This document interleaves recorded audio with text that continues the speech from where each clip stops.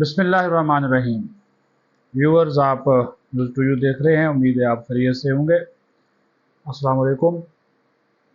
Justice Yahya Afridi chief justice बन गए, notification हो गया। मुबारकबादें भी वसूल कर लें। जस्टिस मंसूर अली शाह और जस्टिस मुनीब अख्तर की नाराज़गी और गुस्सा भी नज़र आया कि जो केस आज उनके सामने आए तो वो जनाब उन्होंने आइनी बेंच को भिजवा दिए, जो कि अभी बना ही नहीं है। लेकिन चीफ जस्टिस ऑफ पाकिस्तान जो मौजूदा हैं काजी फ़ायज़ ईसा, उन्होंने मुबारकबाद दी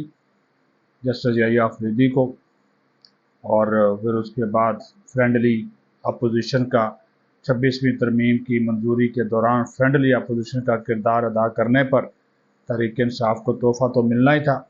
तो वो तोहफ़ा मिला जनाब मुर्शद की ज़मानत की सूरत में। तो उनकी तोशाखाना 2 केस जो है उसमें ज़मानत हो गई है। कोर कमेटी के इजलास की कहानी आपको सुनाएंगे। बैरिस्टर गौहर की क्लास ली गई है। उमर अयूब के भी जो हैं वो पेच कसे गए हैं और अखाड़ा बनी हुई है पीटीआई। कुछ इस्तीफ़े भी तैयार हैं, कुछ रेफरेंस फाइल हो रहे हैं। तो ये तमाम वो इश्यूज़ हैं जिसके ऊपर इज़हार ख्याल करेंगे और आपको अंदर की कुछ मालूमात जो हैं वो देंगे। सबसे पहले तो जो रात पार्लिमानी कमेटी ने डिसीजन किया, वज़ीर-ए-आज़म ने एडवाइस भिजवाई, सदर मुमलिकत ने आज सुबह दस्तखत कर दिए, वज़ारत कानून ने नोटिफिकेशन जारी कर दिया और बाकायदा तौर पर बाज़ाब्ता तौर पर justice Yahya Afridi chief justice of Pakistan मुकर्रर कर दिए गए हैं। 26 अक्टूबर को अपने ओहदे का ऐवान सदर में हलफ उठाएंगे। सदर मुमलिकत उनसे हलफ लेंगे। जस्टिस मंसूर अली शाह और जस्टिस मुनीब अख्तर सुपरसीड हुए हैं। अब वो क्या दोनों मौजूद जजेस हैं वो अपना काम जारी रखते हैं या नहीं रखते हैं, ये उनके ऊपर छोड़ दिया गया है। लेकिन आज एक केस की समाअत के दौरान जस्टिस मंसूर अली शाह जो हैं वो काफ़ी बरहम नज़र आए और जो केस उनके सामने टैक्स के हवाले से रखा गया था तो उन्होंने कहा कि इसमें भी आइनी मामलात हैं, कि अब आप आइनी जब बेंच बनेगा उसको ही आप भेज दें और वहीं पे वो चला जाए। तो वो ज़ाहिर है अब वो चीफ जस्टिस नहीं बने तो गुस्सा तो वो निकालेंगे। तो वो नज़र भी उनके रिमार्क से भी आ रहा था। वसीम सजाद ने बड़ी उनके मंतरले किए कि ये इसका आइन से या आइनी मामला से कोई ताल्लुक़ नहीं है, लेकिन उन्होंने उनकी बात जो है वो नहीं सुनी और समाअत जो है वो मुलतवी कर दी। जस्टिस याहिया अफरीदी पहुँचे सुप्रीम कोर्ट, चीफ जस्टिस से मुलाकात की, चीफ जस्टिस ने मुबारकबाद दी। उन्होंने मुबारकबाद को कबूल किया क्योंकि ये पीटीआई ने अफवाहें फैलानी शुरू कर दी थी कि जस्टिस याहिया अफरीदी जो हैं वो चीफ जस्टिस नहीं बनेंगे और अगर उनको नामजद भी कर दिया गया तो वो ये ओहदा संभालने से माजरत कर लेंगे। लेकिन उन्होंने माजरत नहीं की। पीटीआई और यूथिया ब्रिगेड की ये ख्वाहिश भी दिलों में दबी रह गई और याहिया अफरीदी साहब जो हैं उन्होंने चीफ जस्टिस ऑफ पाकिस्तान का जो मनसब है उसको एक्सेप्ट किया। हुकूमती जो कमेटी और वज़ीर-ए-आज़म जो तरीक़ाकार 26वीं आइनी तरमीम के मुताबिक अख्तियार किया गया उसके तहत उन्होंने इसकी अपनी नामजदगी को एक्सेप्ट जो है वो कर लिया। तो उनके चैम्बर ने भी जो स्टाफ है उन्होंने भी उनको मुबारकबाद दी। तो ये बताने का आपको मकसद ये है कि ये जो अफवाहें फैलाई जा रही थी कि वो इसको तो कबूल नहीं करेंगे और उसके बाद फिर जस्टिस मंसूर अली शाह खुद ब खुद वो चीफ जस्टिस बन जाएंगे, ऐसा बिल्कुल नहीं है। अगर ये कबूल ना भी करते तो फिर जो इनसे बाद में जो जस्टिस थे जस्टिस अमीनुद्दीन वो फिर चीफ जस्टिस बन जाते या उनको जो है वो नामजद कर दिया जाता। इस सारे मामले के ऊपर पीटीआई की कोर कमेटी का इजलास हुआ और उसमें बड़ी खबर ये है कि पीटीआई की कोर कमेटी ने जो नए चीफ जस्टिस हैं याहिया अफरीदी उन पर एतमाद कर दिया है और ये फैसला किया है कि पीटीआई नए चीफ जस्टिस के साथ मिलकर काम करेगी। ये उन्होंने कहा, लाजमी कहा कोर कमेटी के इजलास में कि जो सीनियर मोस्ट हैं जस्टिस मंसूर अली शाह उनको चीफ जस्टिस बनाना चाहिए था, लेकिन चूँकि अब एक फ़ैसला हो गया है तो लिहाजा हम उम्मीद करते हैं कि याहिया अफरीदी जो हैं वो आइन और कानून की जो बालादस्ती है और इंसाफ की फराहमी है उसको यकीनी बनाएंगे। पीटीआई उनके साथ जो है वो खड़ी होगी। पहले वो मंसूर अली शाह के साथ खड़े थे, लेकिन वक्त का दायरा बदलने में देर नहीं लगती और पीटीआई के बदलने में तो ज़्यादा देर नहीं लगती। और उस कोर कमेटी के इजलास में जनाब बैरिस्टर गौहर زیر اطاعت تھے، اور بر سلمان اکرم راجہ اور دیگر کور کمیٹی کے اراکین نے ان کی اچھی خاصی کلاس لی کہ آپ نے بغیر بتائے پارلیمانی کمیٹی کو نام بھیج دیے، سیاسی کمیٹی کو نہیں بتایا، کور کمیٹی کو نہیں بتایا۔ اچھا، یہاں پہ بھی ایک بڑا جو ہے نا وہ آپ کو اندر کی باتیں بتا دوں کہ کور کمیٹی اور سیاسی کمیٹی کے اوپر بھی باہر بیٹھے ہوئے لوگ ہمارے، ایک ہے جبران الیاس گروپ، یہ شہباز گل ہے، جبران الیاس خود، اور جبران الیاس کے اندر جو پورا سوشل میڈیا ہے، یہ مرشد بھی اسی میں آتے ہیں، جو بشرا بی بی ہے، ایک وہ حاوی گروپ ہے، اور ایک ہے یہ وکلا کا گروپ جو غیر منتخب لوگوں کا گروپ ہے، سلمان اکرم راجہ اینڈ کمپنی، دوسرا گروپ وہ ہے، ٹھیک ہے۔ تیسرا یہ بیرسٹر گوہر اور پارلیمنٹیرین کا گروپ ہے، جو کہ چاہتے ہیں کہ یہ پارلیمنٹ 5 سال آپ پورے کرے۔ سلمان اکرم راجہ اینڈ کمپنی جو غیر منتخب لوگ ہیں وہ کہتے ہیں جی کل کی جاتی آج جائے تاکہ دوبارہ الیکشن ہم جو ہے وہ پارلیمنٹ میں پہنچے، اور ایک جبران الیاس گروپ ہے، وہ سب سے سپیریئر اپنے آپ کو سمجھتا ہے، اور وہ ان 3 گروپوں میں یہ اس وقت میں بڑے بڑے آپ کو گروپ بتا رہا ہوں، اس میں وہ بٹی ہوئی ہے۔ ایک فیصلہ لندن اور امریکہ سے آتا ہے کور کمیٹی اور سیاسی کمیٹی کے نام، وہ جناب ان پہ صادر کر دیا جاتا ہے، پھر جناب یہ barrister Salman Akram Raja and company بیٹھتی ہے، پھر جناب یہ بیرسٹر گوہر ان کو طلب کیا جاتا ہے، تو یہ کمن کے ایریاں اس کمیٹی میں چل رہی ہیں۔ تو انہوں نے کہا جی آپ ہوتے کون ہیں، میری مرضی، سلمان اکرم راجہ نے کہا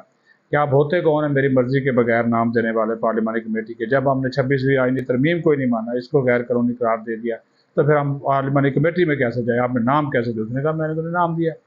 وہ کھرا نکلا جی، نام کس نے دیے وہ میں آپ کو بتا دیتا ہوں، وہ نام دیے جناب جو پارٹی کے چیف ویپ ہیں احمد ڈوگر، انہوں نے پتہ چلا جی اسپیکر آفس کو نام دیے، 3 نام دیے تھے، بیرسٹر گوہر کا، علی ظفر کا اور احمد رضا کا،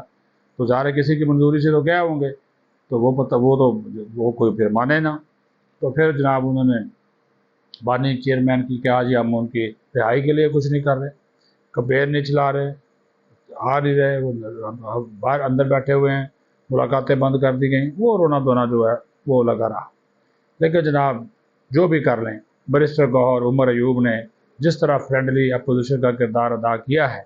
اور یہ بات بھی ڈسکس ہوئی کہ اگر آپ نے جانا تھا تو سارے جاتے، یعنی کہ 80-85 لوگ ہیں آپ کے، اگر آپ نے جانا تھا پارلیمنٹ کے اندر اور اس کی مخالفت کرنی تھی تو جاتے، یا بالکل بائیکاٹ ایک بھی نہ جاتا، لیکن آپ کے 10-12 لوگ گئے، ووٹنگ میں بھی حصہ لیا، ہر شیخ کی منظوری میں نو بھی بولا، اور سینٹ میں بھی یہ کام کیا، انہوں نے 2 تاریخ سے پھر پوری کر لی، اور آپ نے جناب وہ سارا اس میں حصہ بھی بنے، اور اب آپ مخالفت کر رہے ہیں،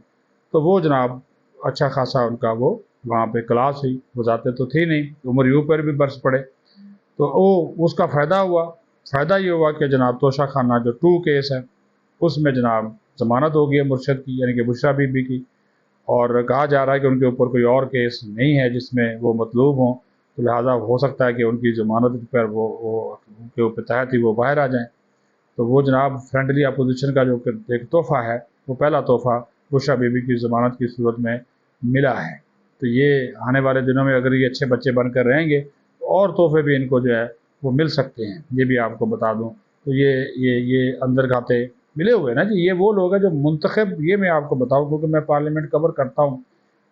جو منتخب اراکین ہیں پی ٹی آئی کے یا سنی اتحاد کونسل کے، وہ چاہتے ہی نہیں ہیں، وہ چاہتے ہیں جی ہم پارلیمنٹ کے اندر رہیں، پارلیمانی کمیٹیوں میں وہ موجود ہیں، قائمہ کمیٹیوں میں موجود ہیں، پارلیمنٹ کی پروسیڈنگ میں حصہ لیتے، وہ کہتے ہیں جی پارلیمنٹ چلے۔ اچھا، یہ راجہ سلمان اکرم راجہ اینڈ کمپنی جو غیر منتخب لوگ ہیں باہر بیٹھے، وہ کہتے ہیں جی یہ پارلیمنٹ کل کی جاتی آ جائے، بھاڑ میں جائے، نئے الیکشن ہوں اور آ جائیں، ان کو غصہ ہے اس بات کا جو ہم باہر بیٹھے ہوئے ہیں، یہ اندر بیٹھے ہوئے ہیں، یہ چل رہا ہے۔ اور جس طرح میں نے کہا کہ جبران الیاس جو گروپ ہے وہ باہر بیٹھا ہوا سب پہ حاوی اور سوشل میڈیا چلاتا ہے، وہ جو ان کی بات نہیں مانتا اس کی ماں بہن ایک کر دیتا ہے، جس طرح زین قریشی کی ہو رہی، وہ کہہ رہا وہ کہیں جا رہا ہے کہ میں نے ووٹ نہیں ڈالا، میں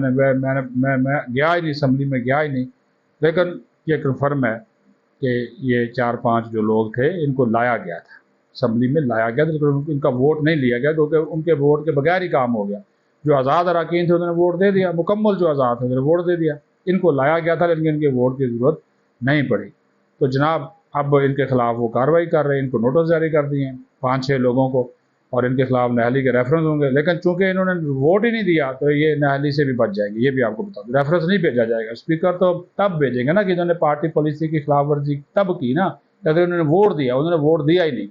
تو لہٰذا ان سے اگر استعفے مانگیں گے ضمنی الیکشن ہو جائیں گے، سیٹیں اگر خالی وہ استعفے دے دیتے ضمنی الیکشن کرا دیں گے، لیکن سنا ہے کہ ابھی یہ جو نئے چیف جسٹس کی تقرری ہو گئی ہے اس کے بعد کوئی استعفے بھی آ سکتے ہیں.